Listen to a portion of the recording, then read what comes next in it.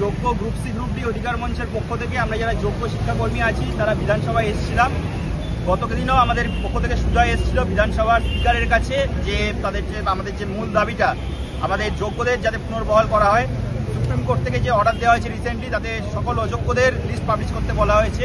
সেখানে অযোগ্য টিচারদের লিস্ট পাবলিশ করলেও অযোগ্য নন টিচিংদের লিস্ট এখনো পাবলিশ করা হয়নি এবং সেই সঙ্গে অতি দ্রুত এই অযোগ্যদের লিস্ট পাবলিশ করে যোগ্য শিক্ষাকর্মীদেরকে যেন দ্রুত পুনর্বহাল করা হয় সেই দাবি নিয়ে আমরা গতকালও আমাদের পক্ষ থেকে স্পিকারকে চিঠি দেওয়া হয়েছিল এবং আজকে আমরা বিধানসভার বিরোধী দলনেতাকেও আমরা চিঠি প্রদান করি এবং তার সঙ্গে সরাসরি আমরা কথা বলি।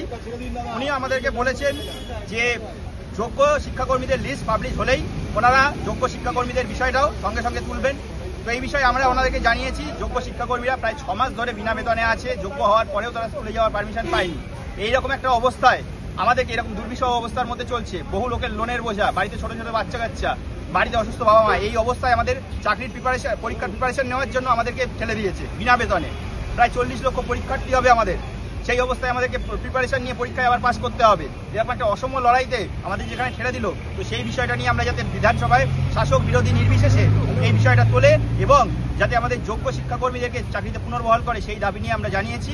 ওনারা বলেছেন আমাদের সঙ্গে ওরা সহমর্মী এবং যাতে দ্রুত এই অযোগ্য শিক্ষাকর্মীদের লিস্ট পাবলিশ করে যোগ্য অযোগ্য সেপারেট করা হয় এবং যোগ্য শিক্ষাকর্মীদের পুনর্বহাল করা হয় সেই দাবি নিয়ে আমরা সমস্ত শাসক বিরোধী নির্বিশেষে সমস্ত প্রতিনিধিদের কাছে দিয়েছি। আজকে বিরোধী দলনেতা শুভেন্দু অধিকারীর কাছে আমরা দিয়েছি।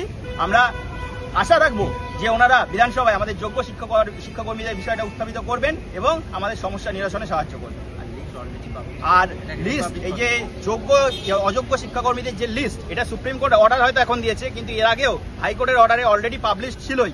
হাইকোর্টে 2023 সালে যখন অর্ডার দেয় অযোগ্য গ্রুপ সি এবং অযোগ্য গ্রুপ ডিদের লিস্ট অলরেডি পাবলিশ ছিল, তারপরে সেটাকে রিপাবলিশ করার জন্য রিসেন্টলি যেটা অর্ডারটা দিয়েছে সেখানে আমরা দেখেছি এসএসসি শুধুমাত্র টিচারদের লিস্টেই পাবলিশ করেছে, নন টিচিংদেরটা পাবলিশ করেনি। তাই আমাদের দাবি থাকবে দ্রুত এই লিস্ট পাবলিশ করা হোক এবং যোগ্য শিক্ষাকর্মীদের সমস্যা নিরসন করা হোক।